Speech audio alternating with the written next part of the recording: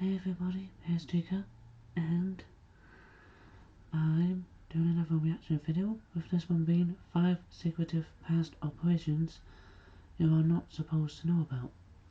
It's by top 5 unknowns, so links in the description box if you wanna go check out the original video.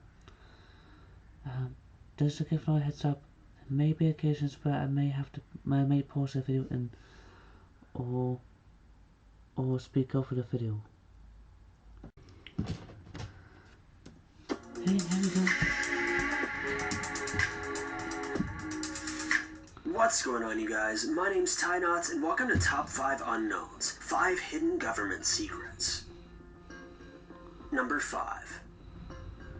Winston Churchill was the wartime British Prime Minister and was known for his eloquent quotes and giving Britain hope in the face of a growing Nazi regime in Germany. However, a careful look at some of the declassified documents and personal hand notes by the then Deputy Cabinet Secretary reveal a completely different man. He had a very sinister plan for Hitler in case he fell into the hands of the Allied forces. Contrary to the wish and plan of the Joint Chiefs of the Allied forces, Churchill wanted to summarily execute Hitler in the electric chair. This is despite the state not using the electric chair for executions any longer. From the notes, he said that the state would lease one out specifically for Hitler. He regarded Hitler as the mainstream of all evil and a gangster who deserved only death. Yeah, to be fair, Hitler did actually cause quite a lot of death to a lot of people. So, in some ways I can understand why they want to give a death penalty to him. Although I think having Hitler spend life in prison would have been better, because then he would have to live with the regret of like all the mistakes he made. At least that's what I want to do. If that was me, I would want someone to live with the consequences while they're rotting away in prison. Also, he wanted the RAF to execute the defenseless German villages in retaliation to the massacre of civilians in Ladies, a Czech village by the SS. He only abandoned this plan after the cabinet of colleagues opposed it. But this peace was short-lived because just 2 years later, he authorized the bombing raids on the German town Dresden, killing up to 30,000 German civilians. Churchill was also known to have hated Gandhi. During his hunger strike in 1943, Churchill was alone in his cabinet and was unwilling to give in to Gandhi's hunger strike. He said that his actions were a reflection of his nation and would not give in to Gandhi's demands. However, he later gave in to prevent his death. He was also less concerned with the Jews and would occasionally visit just to see what inhumane methods the Germans were using to execute them. Number 4. Oleg Penkovsky was a high-ranking Soviet military intelligence GRU colonel who worked as a spy for both the United States and the United Kingdom. He's also credited as the spy who saved the world during the Cold War, as the United States and Soviet-Russian military tensions had escalated. With his information back channels, he's one of the few individuals who altered the course of the Cold War and prevented World War III. However, when Penkovsky first approached the CIA, they were reluctant to contact him as they felt that they were under constant surveillance, and thus he contacted the MI6, who appreciated his intelligence. For 18 months, Penkovsky supplied tremendous amounts of information that the MI6 then shared with the CIA. Among the most remarkable feats was the supply of Russian military intelligence that enabled the CIA to uncover the nuclear missiles that Russia had planted in Cuba. These missiles were then found to be able to reach the interior of the United States, and with this intelligence, the USA were able to respond accordingly and avert the imminent attack. Well, okay then. Well, at least you know at least you know that you can get quite a few people who definitely know how to do the job. But did this guy get paid really well though? Because this dude could have died on the spot. Number 3. Project Iceworm was a military covert operation by the USA during the Cold War to bring medium-range nuclear missiles close to their target, the Soviet Union. In 1960, the USA approached the Denmark government to allow them to build a facility where researchers would live and, when it was feasible, work underneath the ice. The Denmark government agreed. However, the so-called research facility was to be a ballistic missile site, and the USA engineers had dug up a network of tunnels underneath the ice that would stretch close to 3 kilometers. Underneath the ice sheet, the US lay out their medium-range nuclear missiles, and the soldiers retreated to a city-like lifestyle with shops, cinemas, and even had a kind of portable generator powered by nuclear energy. This is all done under the Denmark government's noses without even raising an eyebrow. However, the project became compromised when the engineers realized that the ice sheet was in danger, forcing them to move. With this movement, the tunnels became warped and at times collapsed sections of the underground city.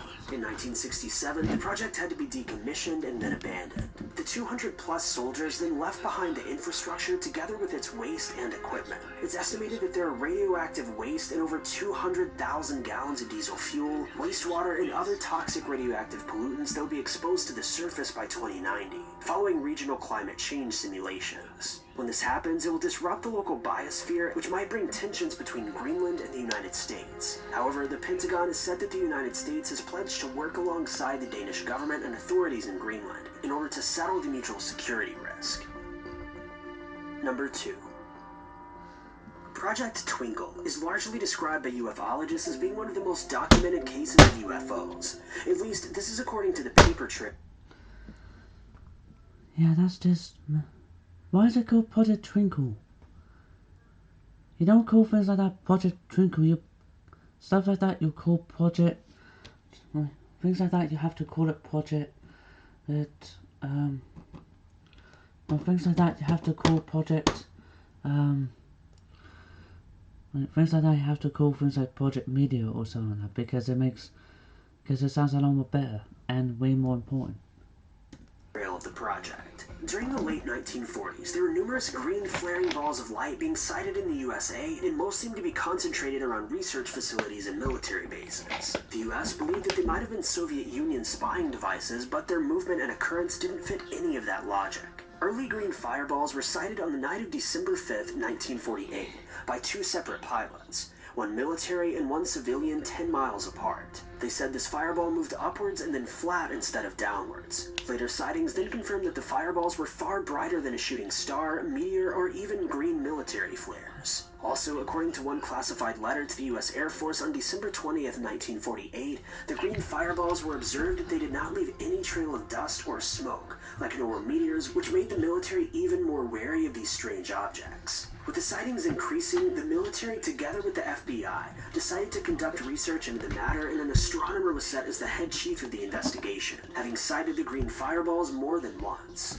During their investigation, they happened to collect copper particles along the trajectory of the green fireballs. This is deemed important since copper burns with a green flare, and from the data collected, no meteor could have such massive amounts of copper. This only concluded one thing. The green fireballs were artificial, and some may even have called them flying saucers. However, after just a while, Project Twinkle had to be discontinued, as more and more scientists concluded that they were a result of natural phenomena. This was not a unanimous decision, and no one disputed their sightings, but to this day, the fireballs remain a mystery.